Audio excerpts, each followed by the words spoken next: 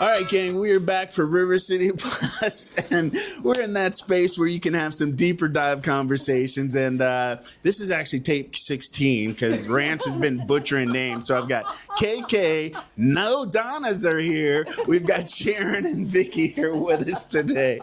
And legit, this has been take 16. But KK, you're in the film, so you know this is an interview. But you know, typically in film, you're going to have multiple takes. That's right. But this is going to be great for the blooper reel. But Right. I love you. But I mean, for real, when I talk about power broker women in the arts, like I know you are fully ingrained in the community when it comes to film and production. And then our lady over here, the artist over here, Sharon, when Eden heard that name, she's like, I know that name. And I'm like, okay, so you got some notoriety. And Vicky, you had made your presence known in Orange County at the community theater, Orange Park, you know. So I always get those twisted too. I'm like, Orange Park, Clay County, it's all together.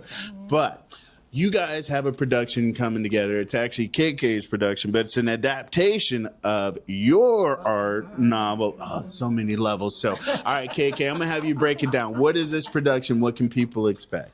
Okay. Memory Lane is a new musical, and it is produced and directed by Vicki Lowe, written by Sharon Goldman, and my sister, Marilyn Barron. That's right. And You got to eat the mic, though, when you talk. Though. right. Marilyn Barron is my sister. That's She right. co-wrote it. And so I read the script, Rance, and you know, being in this business, when you read something and it's so yummy, and it is just over the top, and it's about Alzheimer's and caregivers, and there's some love story, and I'm gonna just toss it over to the author because she knows more about it than I do. How about that? Yeah, so tell me about what this is going to be about.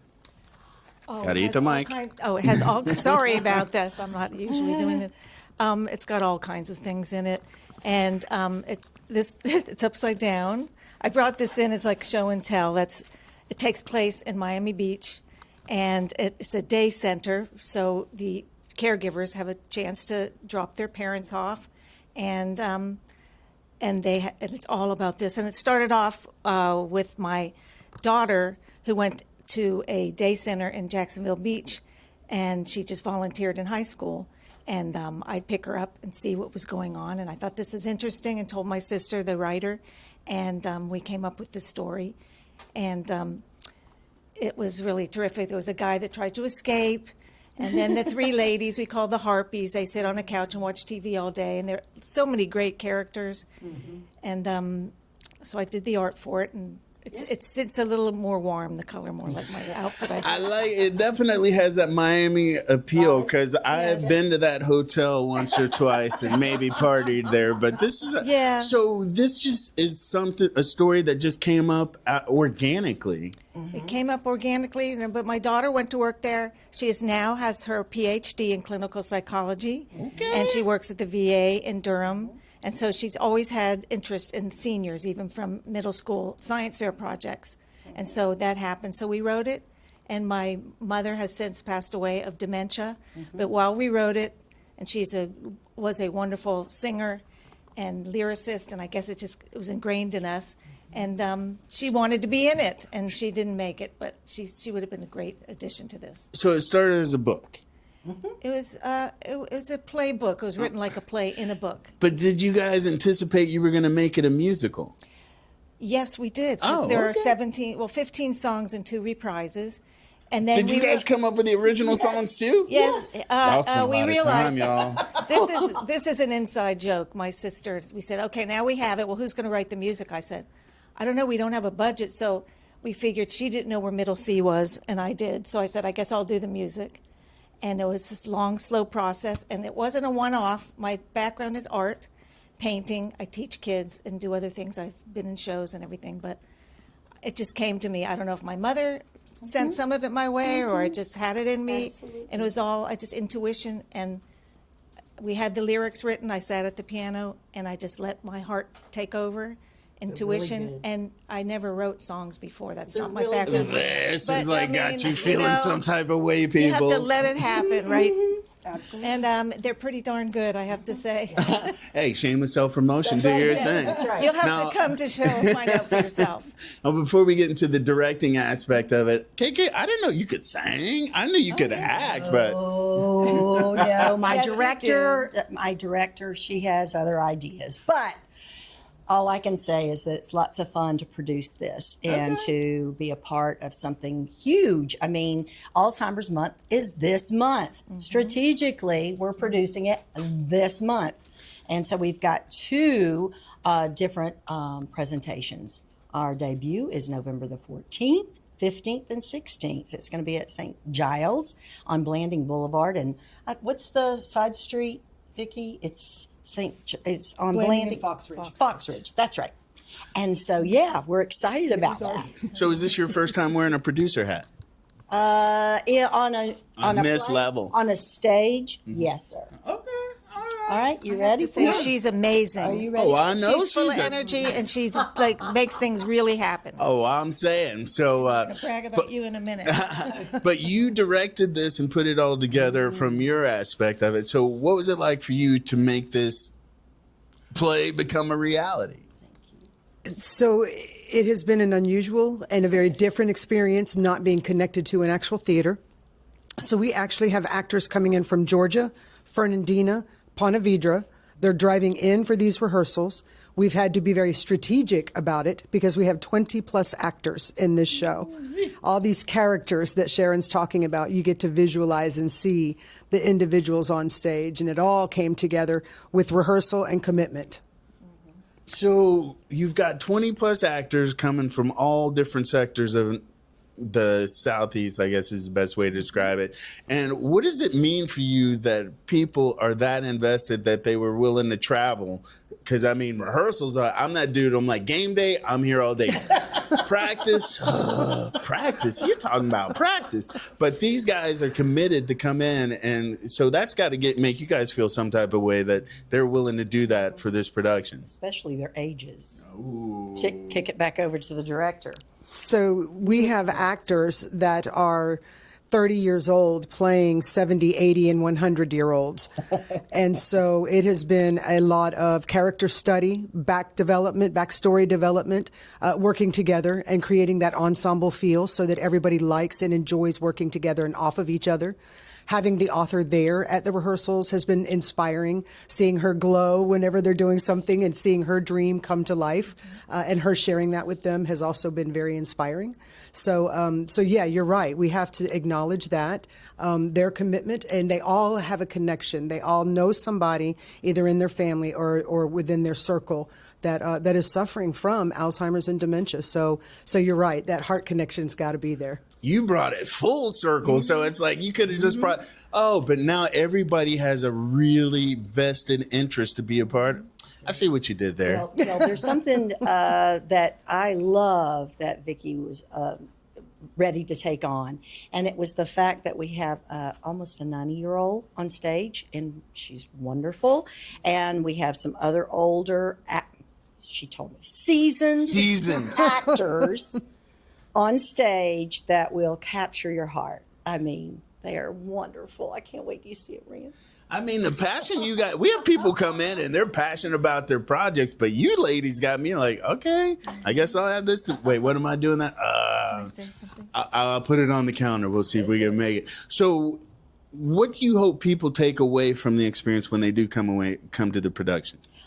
I want them to walk out of there feeling really good about what they're doing as a caregiver, as a cheerleader for those caregivers, and an understanding. I mean, there's some love story in this play. There's also, I think, real enlightenment that when a teenager comes on board, steps on into a daycare center for Alzheimer's dementia patients, they're coming with a whole different set of lenses. And I think that it's going to be fun for everybody when they walk away with that experience. And we have a second date coming up in December, which is very exciting too, Grant. So if you don't make it to the November, What's You'll make it happening? through December. What's happening in December? We're just doing another the same production. We're traveling. Yep. We're Oh, you're traveling. Yep. Oh, see, now they buried the lead. Yeah. So you guys are big time now. That's right. December 6th and 7th is going to be at the Performers Academy on Beach Boulevard.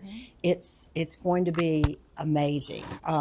In fact, the executive director of Performers Academy will be in the performance. Ooh.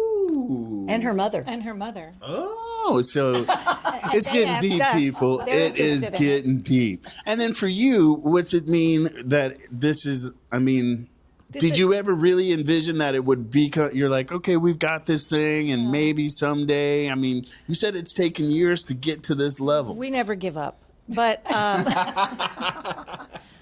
I heard somebody tell us, it's at least 9 years till you get anything on stage. And I thought, no way, that's too long. This is going to happen really soon. And it just took time, and the group wasn't right and wasn't ready, and it's just meant to be all the stars lined up. And Kay, I'm a dreamer, and she's a dream maker. And Vicky's an amazing director. And it just all worked out. But I just want the audience to know that this is not a sad thing. We call it a dramedy. There's a lot of laughter in this thing. It's funny, and you'll need your tissues to cry, and it's every emotion in this play. And my sister and I are so excited. And when I filmed things for her because she lives in Atlanta now, but we're both Floridians. And I sent, she goes, did we write this? It's so good. Because we never really saw it act. It was just on the paper. We had a reading once, but it just, wasn't the same. But Vicky really made it happen. And here, tell us a little more. Thank you. So just to let you know, we actually had auditions in July. We actually took the entire month of August to learn the music. So we have been rehearsing since the 1st of August to make this dream come true for Sharon and her sister. And to serve our community. And share what the real biggie for us when we started planning this, Vicki, that you said, hey, the Alzheimer's Association, maybe we can do something even better. Share that. Well, again, bringing it back to the community. And besides participating in the walk and asking our cast and crew to participate in the walk, a portion of the proceeds will be going back to our local community, the Alzheimer's Foundation. All about giving back. That's what we do here. I see you. I see you. All right, so give me the dates again, and where can people get tickets? Okay, November 14th, 15th, and 16th are the performance dates. And I think the whole full address of getting tickets is at kkbooktheory.booktix.com. Yes. And sorry, the producer had to house it. Sorry. But that's where you can get the tickets for the November event and also the December event, which is December the 6th and 7th at the Performers Academy.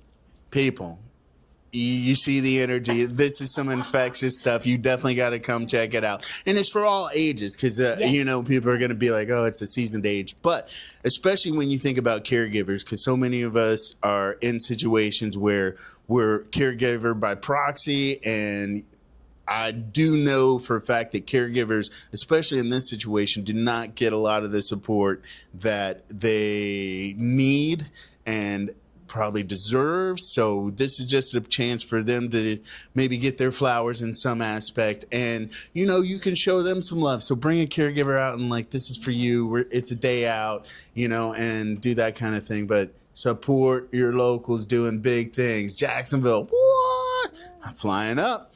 All right, so come out, do the thing. You will see me out there one day. I promise I will be out there. I'll give my own personal review. I might even shed a tear. I've been doing that lately.